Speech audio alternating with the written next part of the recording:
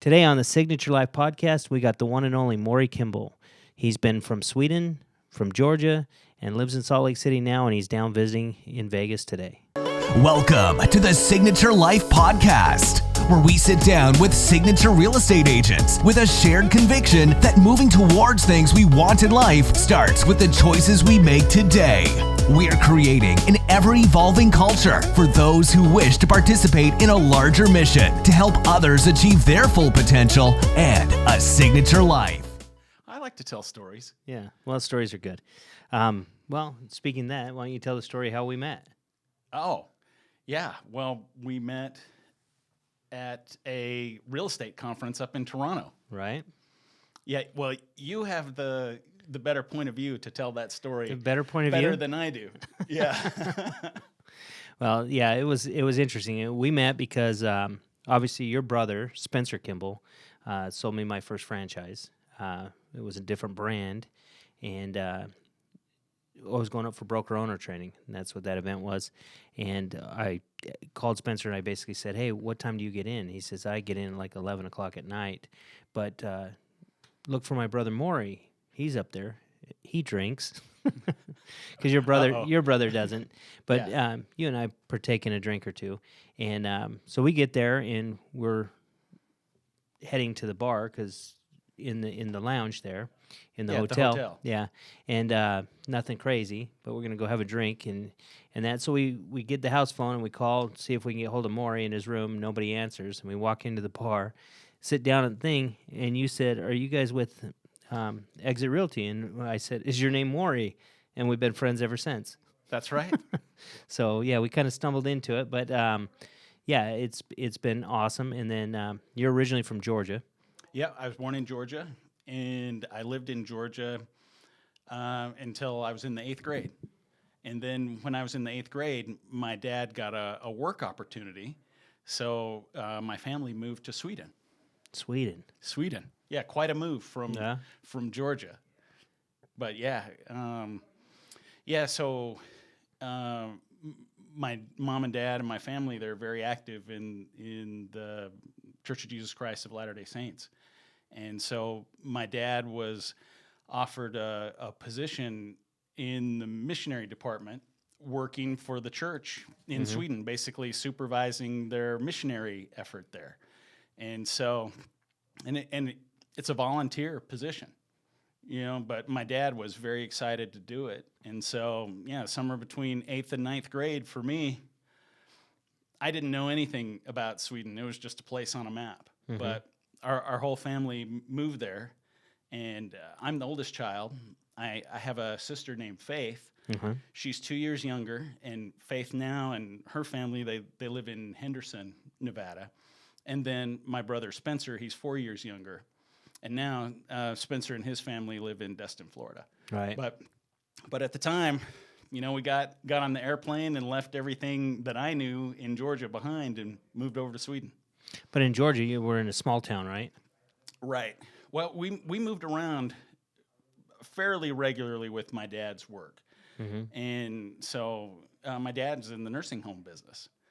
And he owned and ran nursing homes. And so we moved depending on what he was doing with work. So, we lived in a small town about an hour outside of Atlanta. We lived in an Atlanta suburb. Uh-huh. And then, but right before, we'd moved back out to the countryside, about an hour outside of Atlanta, northwest of Atlanta, near the Alabama border. And it was a very small town. Mm-hmm.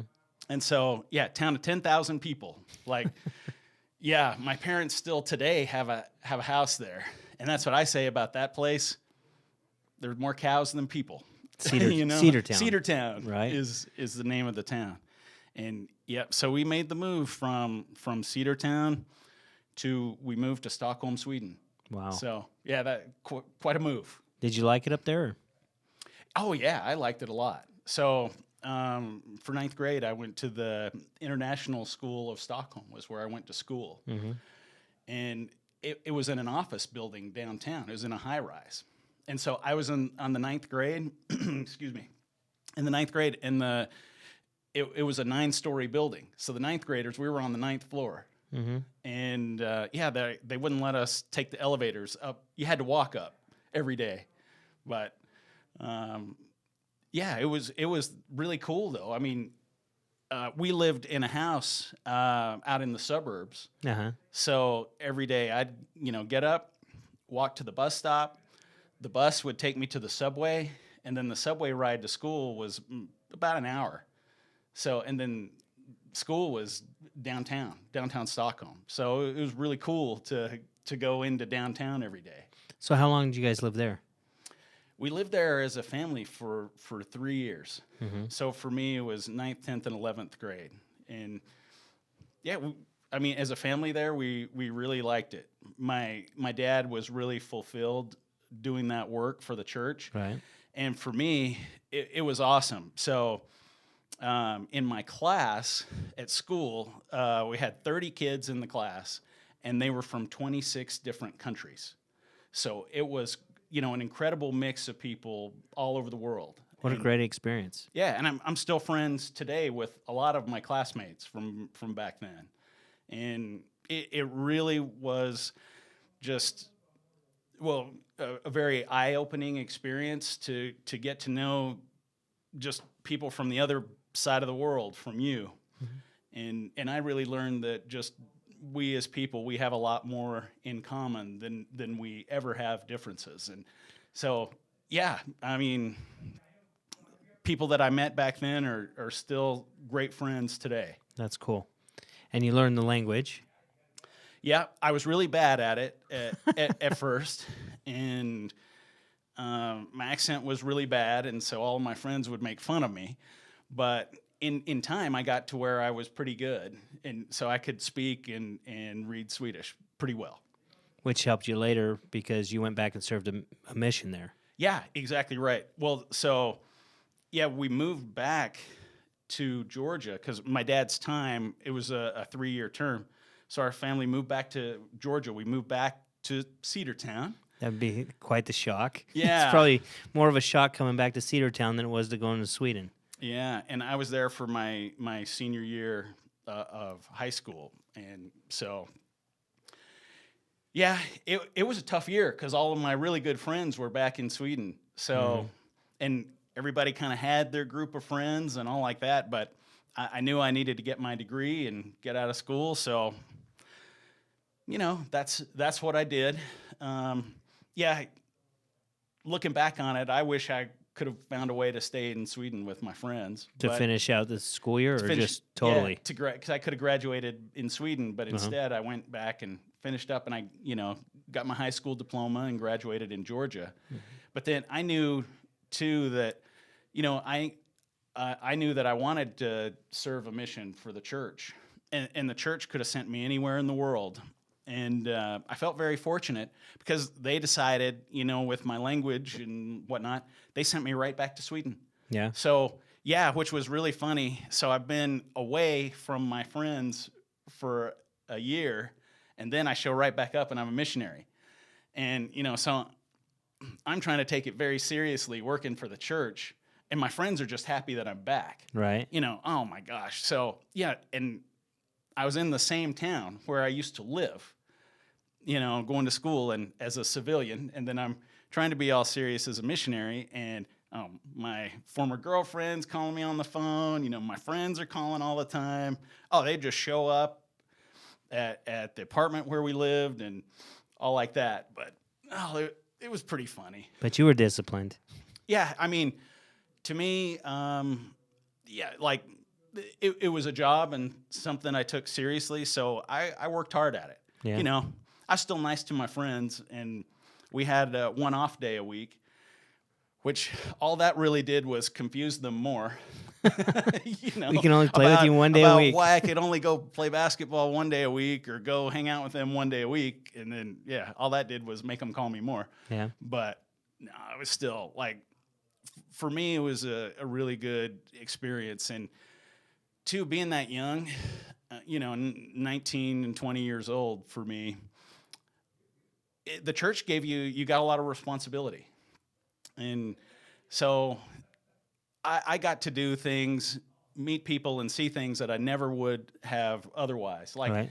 one of the big jobs as missionaries is we would go the elderly and sick and people like that who had a hard time getting out. We'd go visit them, and I really, really enjoyed that because you could see some people, they were older and sick, and they didn't have any family left. And Right. so when we came to visit, it was a big deal for them. And so I always wanted to go and cheer them up and make them smile. And to me, that brought me a lot of joy and fulfillment that I was able to do that. And two, even that the church trusted us young kids to go and do that. To me, it was very important to do a good job and take it seriously. Yeah. So if you had to do it again, all over again, you would? I have a lot different perspective on it now, being older. But yeah, I think I would. I mean, I learned a lot of things that have stayed with me all my life about, you don't judge people about how they look.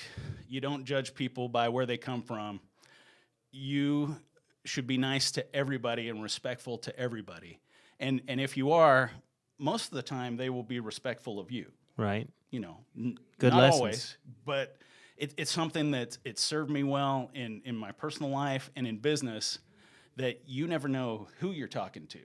And really, too, that, we may not share a religion or we may not share a common language, but, and on the surface, maybe we have nothing in common. And some of those people have treated me so wonderfully, and, I was able to bond with them. And just great experience that,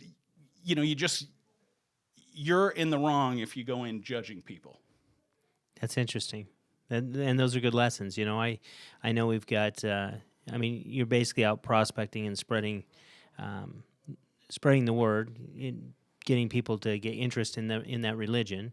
And it teaches you a lot of skills, when you come back in sales and all kinds of other things. So I'm always impressed with the people that go and serve 2 years and go knock doors. And it's a tough sell because, like you said, a lot of people are very judgmental, though they don't need to be. And it's funny too about that, because Sweden is probably the most unreligious place in the entire world. It is a tough sell to go there and talk about religion. Most people, perception of a normal person in Sweden is they just think like you just must be a brainwashed, uneducated person that you're involved in this, and they view it with a lot of skepticism, and they are not religious over there at all. Mm-hmm. And I think how I can relate that a bit to real estate is you want to use your time effectively, because at first we'd go out there and knock on just random doors of people for 5, 6, 7 hours a day. And I learned really fast that it was, for the most part, a waste of time. Mm-hmm. Or because you're there really interrupting people's day in their home and they don't want to talk to you. And so I learned that it's better to be creative and find a good way to get in front of people where they will be receptive to you. And so for me, I quit doing very much of the door knocking. We had to fill the day. So, and when we're missionaries, we have they always assign you with somebody. We call it a companion, another person, another guy to be with. And so I had pretty much given up on the door knocking thing. But I had a guy who, he was all about it. He wanted to go do it. And so the compromise is that we would do it for an hour a day. And I remember looking at the clock, because I would time it. We are starting now, and we're doing exactly 1 hour. And we're done. And then we're done. Because I found just other ways to get to meet with people. Everybody in Sweden studies English. You study it, and it's mandatory 1st grade to 9th grade. In Sweden, everybody studies English.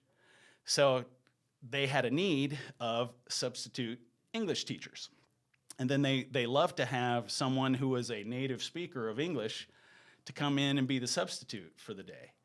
And so I found that was just a way more comfortable for me and fun, and a nice way to be in front of people was I'd drag along my companion, and we'd be the substitute English teachers.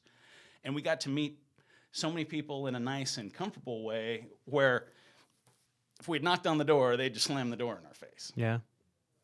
Well, that's interesting. On last week's podcast, I had Daryl Broswell, and he basically said he studied what agents did, and he just did the opposite. So when everyone's doing open houses, he just went and found a different platform to be able to do that. And it sounds like that's kind of what you did there. You still get in front of the people, you just get in front of them in a different environment, and that maybe they're more open. Yeah, and you want to be, whether it's real estate or doing that, you want to be in front of people in a way that they'll be receptive to you, and a way that you have some credibility. And yeah, like I think real estate's changing a lot. Because when I got into real estate at first, I got my license in 2002 in Georgia. Mm-hmm. And one of the most common ways was door knocking, going around and door knocking, cold calling people. Yeah, we actually had 2 trainers with that company that's what they taught, right? Yeah, they pushed that. They pushed that really hard. And I think society has changed a bit, because I would do those things and still do. A lot less now than what I did. Back in that time years ago, it was just a lot more effective. Now I think people are a lot more suspicious now. And so I find other ways like social media and other things to just be a lot more effective. That and referrals, of course, are just much more effective ways to prospect. But right. But it's funny. Those old things, they still work. It's just though you have to divide up how you do things. Yeah. So when you came back from your mission, I mean, was that tough again, leaving your friends behind? Well, it was a big transition. It was hard because you had all of this structure in your life from the church, and you had a mission and a duty that you felt very proud of doing, and you also though had a very defined purpose about you're telling people about the church, you're talking in church all the time, you're talking at people's funerals, you go and visit the sick and elderly members of the church, but you have all this structure in your life, and then you come back and you're still a young. I was 20 when I came back, and you come back and you just have no structure at all, or I didn't, and so I felt very lost for a bit. And I mean, I had my plan. I enrolled in college and went to school. I went to school at the University of Georgia, but I did feel this kind of void because you had such a great purpose that you were working toward each day as a missionary, and then you come back and you just your day was structured, everything was structured. You knew what you had to do, and now you come back and now you got to create that yourself. Yeah, and it was it was difficult. Yeah, so my son Tyson, he and Beta also, I mean, they played football, and I know they both have come out of it. This is their first year out of high school or college football, and I know that's been a tough change for them too. So I hear it. I've never had to go through it, but I hear it from a lot of people. So, but you did play college football there too for the University of Georgia, right? National championship year or what? Yeah. They won the national championship in 1980, and that was a little bit before my time. But yeah, I think really looking back that I enjoyed being a student and learning, but I really missed the structure in my life. Uh-huh. And one day I was in the student center lifting weights, and a guy came up to me and he told me he was on the football team, and he said to me, you should think about it. You should think about walking on and giving it a shot. We need a slow white guy. Well, I wasn't slow back then. No. Well, he saw me lifting weights, Right. and, No, he figured maybe I could handle it, but I did, and I went and, I did. I was looking for some structure in my life, and I thought it'd be a fun thing. When I went in, I really didn't know if I had what it took to make the team, but I went to the tryout, and a lot of guys tried out. Very, they kept very few, but I was one of the ones that made the cut, and so, so I made the team, and That's awesome. yeah, and then that really did bring the structure Right back quick, right? Oh, back quick. Yeah, that was playing at Georgia. It was like a job. It was really structured. It was, in the morning, 6 or 7 a.m., getting there and doing a workout, and then you go to class till, in the morning, have lunch. You go right back there to the football building to watch film and get ready for practice. And then in the afternoon, you have practice. So and then practice is done, you go eat dinner and do your homework. That's your whole day. Go to bed and do it again. Yeah, go to bed, do it again every day. So what position did you play? I played running back. Nice. So, yeah. You played behind Well, there was, record-wise, we were not that great of a team when I played there. I played from 94 to 96, and we were about a 500 team by our record. But, man, we had a lot of great players on our team. And even, at the running back position, I played with Terrell Davis. right. And he and I played the same position. And, in high school and stuff, I was pretty good athlete.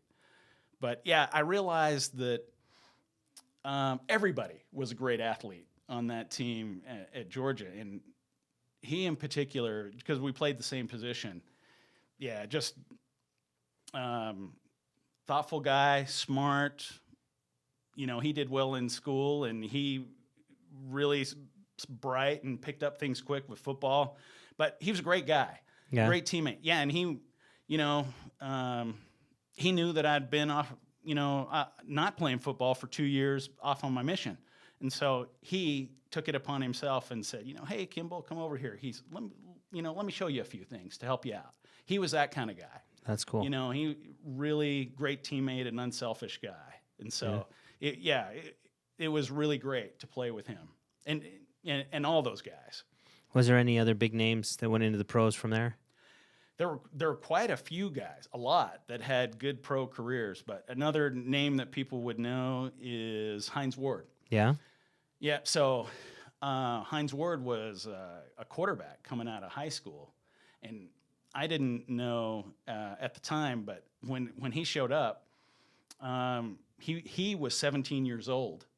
And, and at the time I was probably maybe, 22. But I was like, wow, who is this cocky, skinny kid?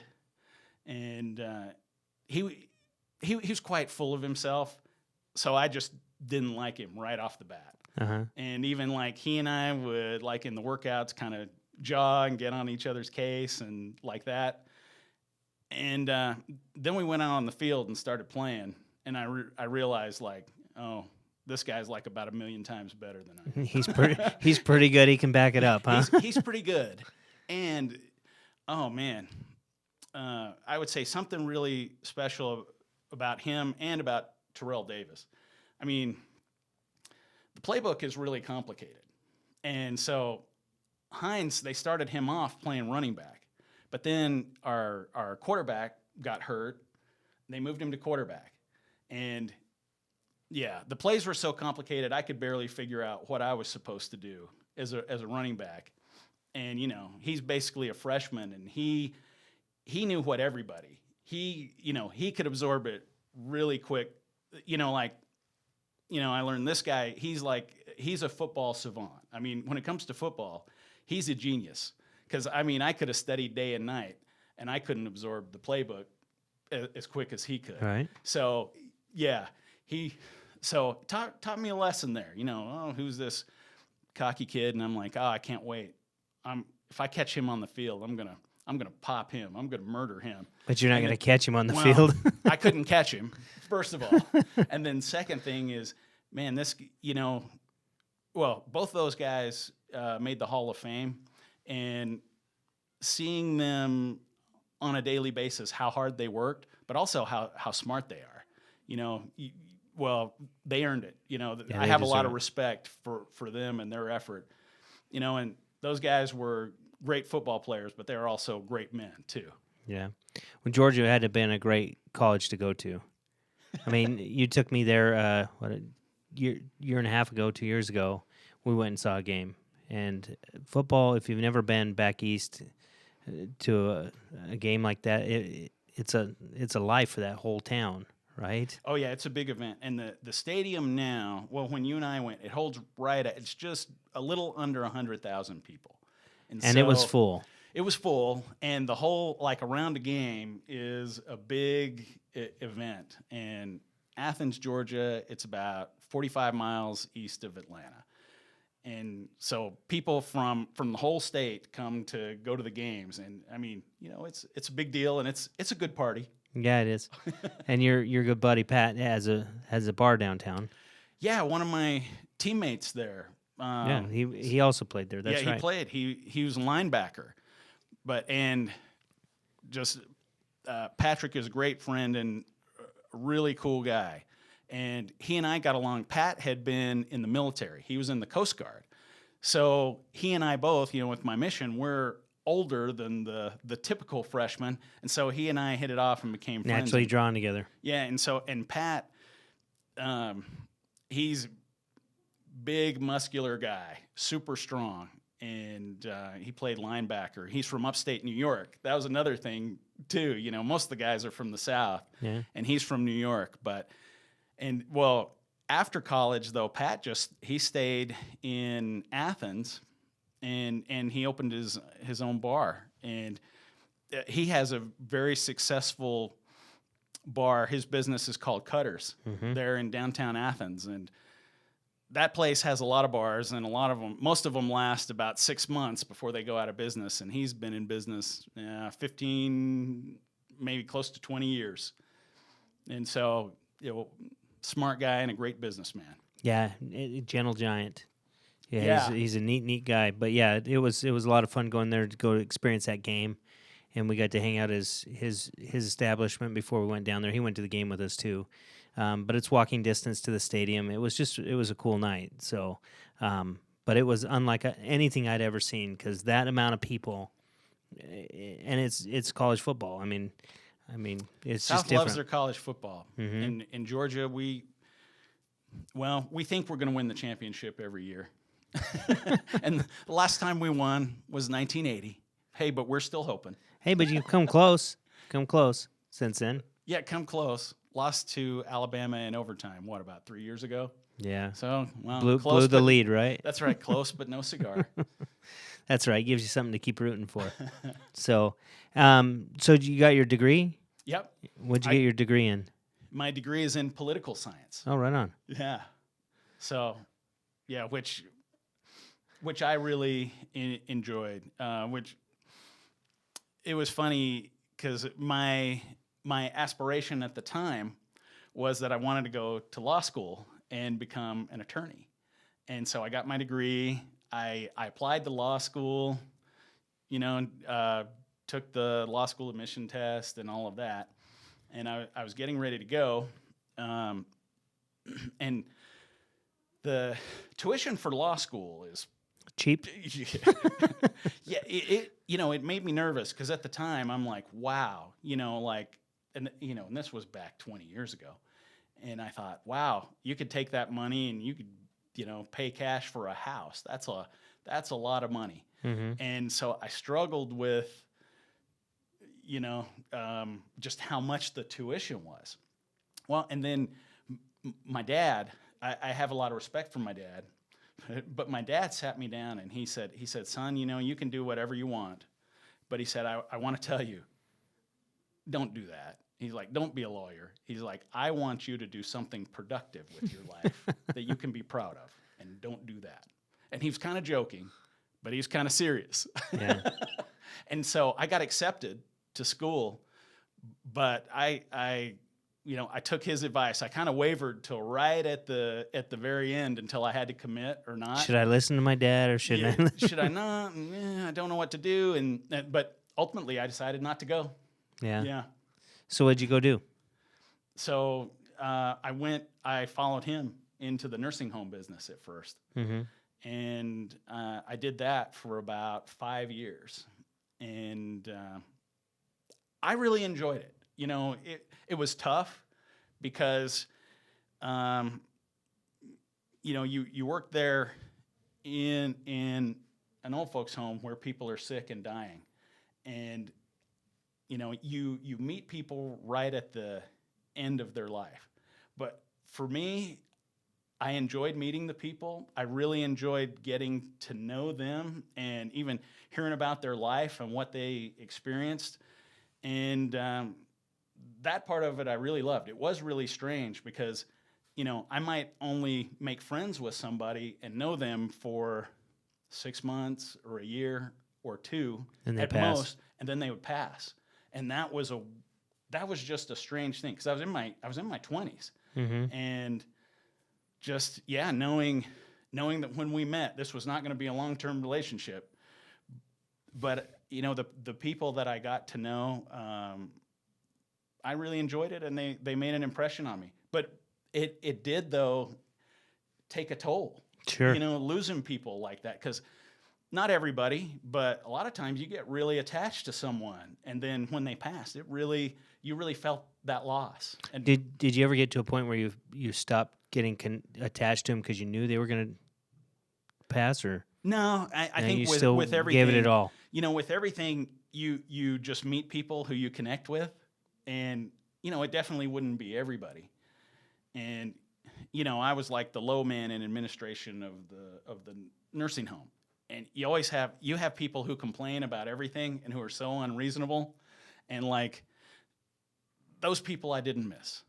but there are great people too, or people who I really connected with, and it might only last 6 months, but we really I felt like a true friendship. Like part of the joy in going to work is seeing them, and even if we just visited for 5 minutes that day, I'd see them almost every day, and I looked forward to it. Yeah. But yeah, it did. It took a toll, and so I realized that, I've had about enough of this, and it's time to go do something else. And my brother Spencer, graduated from college and got into real estate, and Spencer, he did very well for himself as an agent right out of the gate. And so Spencer came to me and he said, I know you're thinking about changing. He said, hey, I'm working in real estate and I really love it. You should come work with me in real estate. So I did. Mm-hmm. Did you love it? Well, not as much as him. Probably not as much as he did, but I really loved it when I didn't have to do much prospecting, and he gave me all the clients. Right. and he taught me, and write this contract, do this. So, I thought I was some like super awesome real estate agent, and my brother was feeding me all the clients in the business. You still learn how to do the transactions. You still build the relationships. You still go through all that. So you're still learning stuff, but you skipped one important part is how do I generate the business. Oh yeah, because he did all of that part, so I didn't have to do much. I'd just sit there, and then too, it was during a particularly active, like a boom time. It was a time when market was good. There was a lot of buying and selling going on, so you didn't have to be very skilled to close deals. Mm-hmm. But as ever, boy, that changed. Well, what changed too is Spencer went in a different direction with his career, mm-hmm. and so Spencer's no longer in the office every day feeding me deals all the time. Spencer moved on where he was selling franchises for exit. And then he bought the franchise. He bought a franchise. Yeah, he bought a franchise. He bought a franchise in Cedartown, right? Yeah, he had And one there first. Converted his. He was at a point where he was trying to build a brand, and then he came along with Exit. He bought the Exit, started a franchise in Georgia, and then bought the state of Utah That's right. to go out there and franchise. And that's where I ended up meeting him, is out in Utah. Yeah, you met Spencer first out in Utah. So I was back in Georgia, first working as an agent, and then I was running his office back in Georgia. And Spencer was out in Utah selling franchises. Yeah, he actually moved out there. Yeah, he moved out there, and that's where he met you pretty early on. Yeah, I think it was his second franchise in the state, and I would have been his first but the night I heard about it, they were announcing their first. So, but no, he was great. He was a great regional owner and a great person to work under in that, and big part of my success out there. So yeah, I was really blessed that I got to meet him, even more so because it led me to be friends with you. So. Yeah, it wasn't long after that you and I met at that convention. Yeah. And we really have been friends ever since. We'd talk on the phone, and you would tell me Spencer was out in Utah.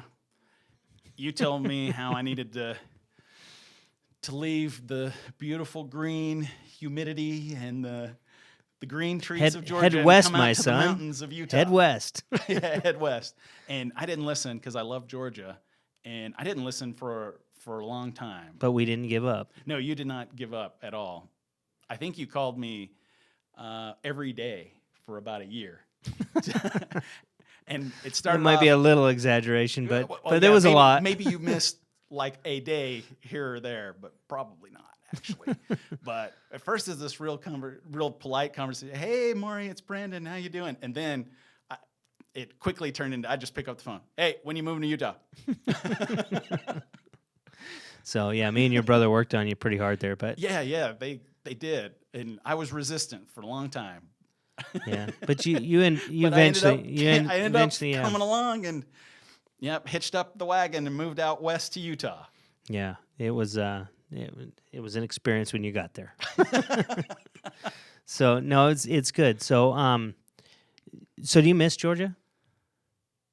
There are things about it that I miss for sure. I still have a lot of family and friends back there, but I've lived in Utah now since 2005. So like basically 15 years that I've been in Utah. And yeah, I came out to Utah. It was going to be a 6-month trial. And then I'd see, maybe I'll stay for a year at the most before I go back to Georgia. And yeah, 15 years later, I'm still in Utah. You're still there. That's because we got you to put some roots down, Now, Utah's a beautiful place too. And man, living there close to the mountains, and it's beautiful. And Salt Lake is just a nice small city. I was living in an Atlanta suburb before I moved to Utah. And if anybody, if you've been to Atlanta, Atlanta is traffic hell. Like I had a commute to my job and to the office in Atlanta. It was 6 miles and it took 45 minutes each way, and it's just part of life of living there. Mm-hmm. And then man, I got to Utah, and I swear in Salt Lake you can get from about anywhere to anywhere in about 10 minutes. It feels like. Used to be able to. Yeah, it's filling up now, but it's filling up a little, but it's not half as bad as Atlanta back in 2004 and 5. Right, I guess it's all perspective where you come from, right? Yeah, well, I got like an hour and a half back for my day of not just sitting around in the car doing nothing. And now you work like what, 2 miles from your house? Yeah, now I live like a mile and a half from the office, so that's awesome. I'm pretty spoiled. Right? Get to go home, take your dog out at lunch. Never miss a beat. What do you do for fun in Salt Lake?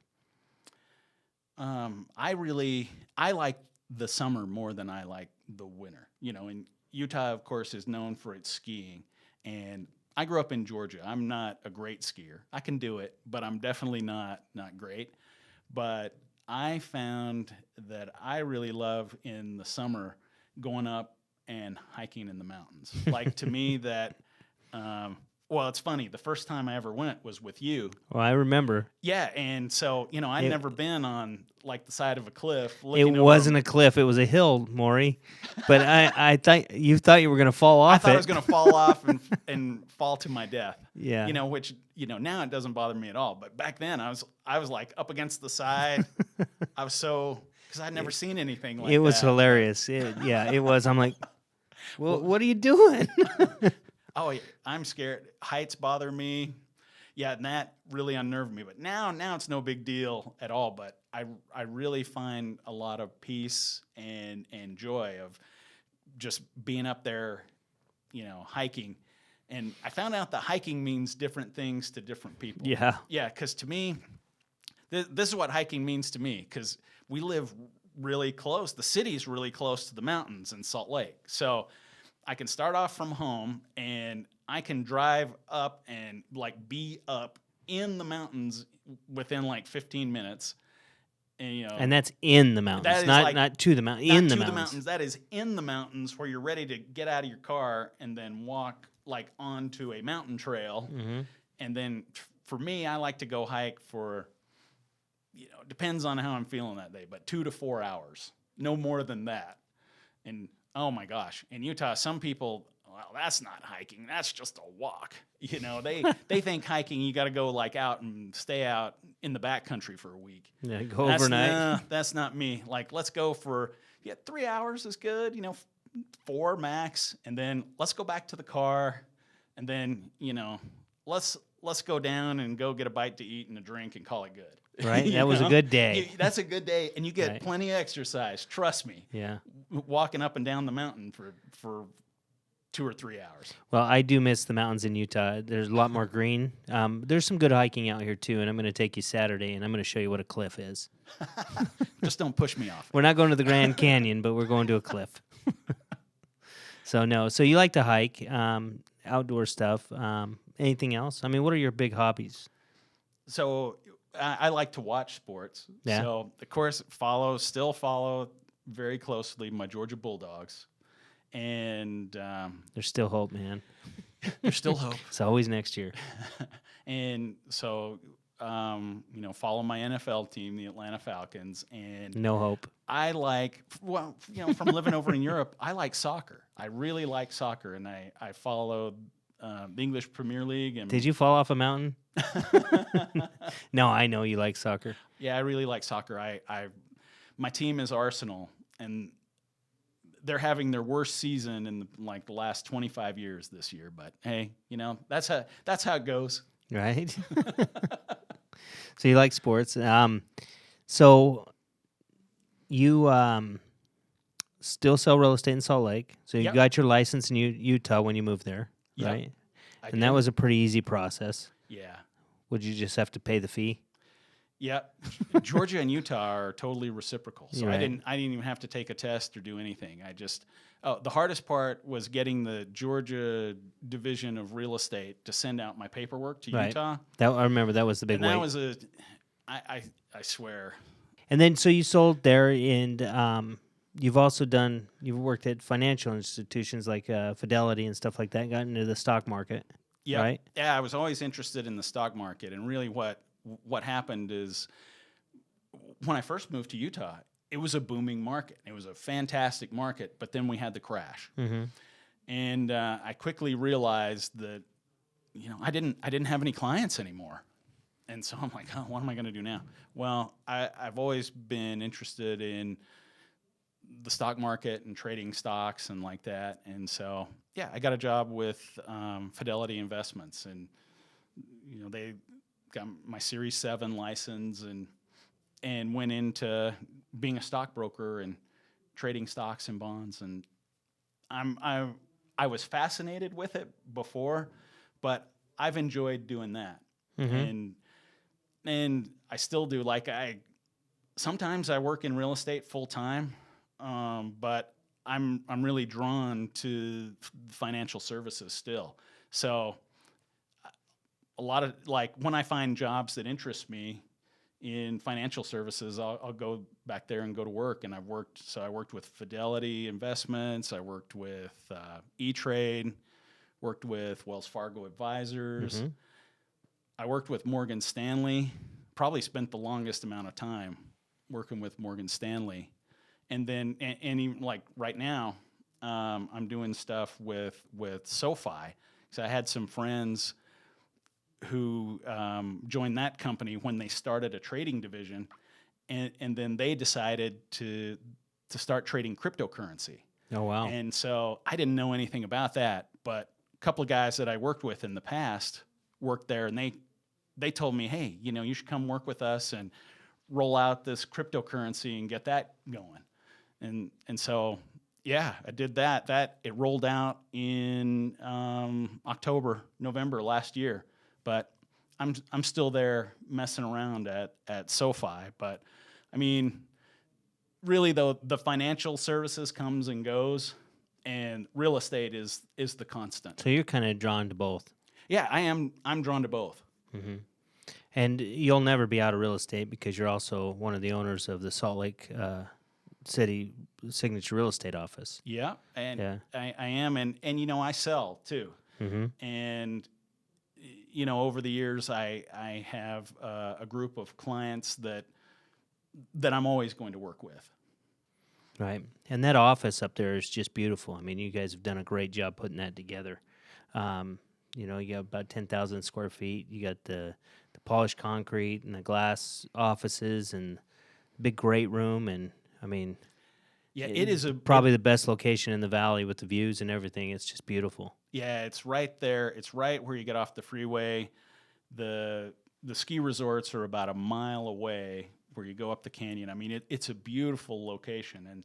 And the office, it was designed, in mind for a place where agents can have events, and that it would be an impressive place for agents to show their clients, Mm-hmm. but also be a fun place to come to work every day.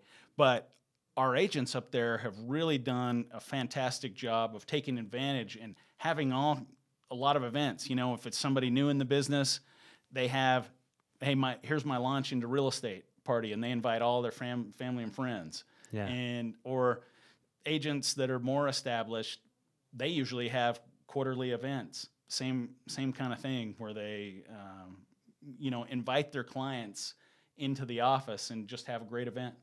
Yeah, it's neat. And I love going up there and seeing it as it's grown over the past year. Yeah, the year. Uh-huh.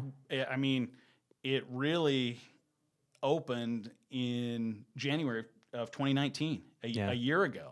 Yeah. And yep, it started with one agent, myself. Agent Zero. Yeah. And Brandon and Mike they called me Agent Zero because they said, well, you haven't sold anything. And then, so yeah, it took like 4 weeks, but something went into escrow. I'm like, hey, I sold something now. And then like, okay, you're Agent One. From zero to top producer like that. It was That's just what great. I told him. I said, I am the top producer in the state, not only in this city, in the state. You should show more respect. For signature, right? Yeah, for signature. And they said, shut up.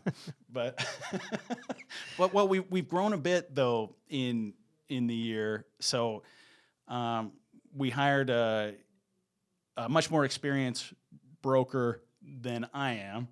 I've been in the industry. Much more experienced broker than me too. I mean, he was. Well, he trained you, right? Yeah, he was a broker when I got into the business. So yeah. No, his name is Mark Handy, and Mark Handy. This is his 41st year in real estate, and Mark's a great guy. He's very tall. He played 6'8". Yeah, 6'8". I learned that. Yeah, 6'8", and he was a 4-year starter in basketball for BYU. Yep. But very knowledgeable guy, and then also Jolene Lehman, who is our office administrator. They're a great team. So yeah, so Mark was my very first guest on the Signature Life podcast. So episode 1 is the interview with Mark. Oh, really? And I've known Mark a long time. Like I said, I've been in real estate like almost 23 years, and he was my first broker. And the interesting thing enough is Jolene was the administrator in our office. Not right when I started, but she came on. So it was like getting the band back together, But they do a tremendous job, and I think That's what I told him when I met to interview him, to hire with him. I said, We're on a mission from God. No, yeah, but We're going to Sweden. So the office started off with one person up there, and we're about 65 agents now. Yeah, he's so he's that's pushing. He's almost 70 now. Yeah. Yeah, pretty robust growth in 1 year's time. Yeah. Yeah, it's good. It's neat to see that growth and that happen, and look forward to seeing everything that's going to happen up there, because I anticipate there'll be multiple locations and quite a market share from the agents up there. So I'm excited to see all that. Yeah, So, it's coming. It's exciting for sure. what would you say the biggest challenge in real estate today is? I do. Prospecting is a challenge. Generating the business. Generating the business, and the people who do it successfully, of course, they're the ones making the dollars and being successful. But they keep their clients, they satisfy their clients, and their clients are loyal. Mm-hmm. And they do repeat business with them. They get referrals from their clients, and those are the people who have staying power in the business. Mm-hmm. Yeah, the one and done, the slash and burn strategy of the hard sell of old. I feel like, I guess it could work, but I feel like that approach is less successful. That you do really have to be organized. You have to contact your sphere of influence, and you have to get those referrals. You get the people that you work with to refer business to you, and then that's how you be successful over the long term. Yeah. And so you come from a unique perspective too, because you deal in the finance world and then the real estate world. I mean, what is your forecast? And I'm not going to hold you to it. What is your forecast for the market over the next year? You think it's going to crash, get better, stay steady? What do you think?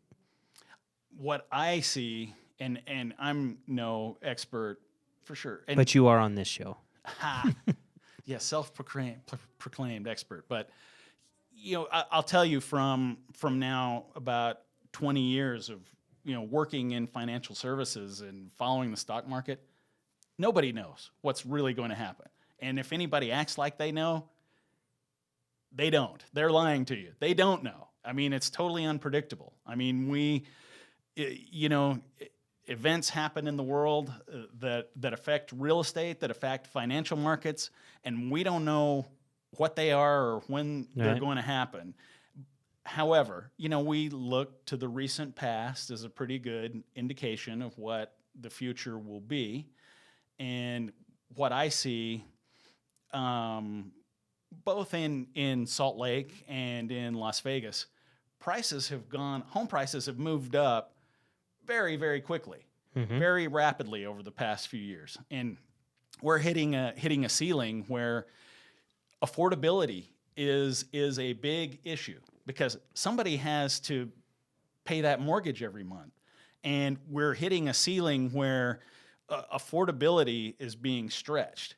And, like when I first moved to Utah, you could buy a 3-bedroom, 2-bath house. You could buy it for under $100,000. And now the entry point is about $250,000. Right. And that's a really small home in a bad part of town. And you're lucky to get it. Yeah, and you're lucky to get it. Because multiple offers. Yeah, it might get 15 offers. Mm-hmm. And what I understand about the Las Vegas market is that it's very similar. Mm-hmm. And so prices will continue to rise, but just very slightly. We're not going to have a 20% year-over-year increase in the housing prices. But historically, in an election year, usually the economy, there's uncertainty, political uncertainty about who's president going to be, who's going to be in power, and that usually affects the market. I see less volatility now than historically. I think we're going to kind of continue. The economy is pretty strong. I mean, around the country, unemployment is extremely low. Salt Lake has a lot of jobs. So there's a great economy. So people are going to buy and sell houses. Historically, though, our inventory is very low, but it's coming back. It's starting to normalize a bit, but interest rates are low, so homes are still affordable. Homes are going to be bought and sold. The economy is going to be good. That's my forecast for the next year. It's really we're going to keep on doing what we're doing, I think, over the next year. No, I think you're right. And I think, hey, trust me, a downturn is coming, at some point. I don't want to say when. In financial markets, there have been, the doomsayers have been calling on the stock market to turn for the past 5 years. Right. And they've been wrong the past 5 years. Yeah, it's interesting. I had an agent the other day tell me, well, first of all, everyone's been saying, hey, the market's going to crash, real estate's going to crash. And I've been saying, it's not. Relax, calm down, right? Sky's not falling. And then somebody came in the other day and said, hey, I went to a thing and they said that prices and everything are going to stay stable over the next year. I said, crap, the market's going to crash. Because I really believe it's pretty much probably the opposite of what people think. So, but I think we're going to be steady over the next year, and I think it's still a great time to buy and sell real estate. The thing I fear is the higher the prices get, they create new loan programs so people can afford it, and that can ultimately create a disaster like we saw in the past. But yeah, hopefully we learned something from last time. Hopefully. You really believe that? No.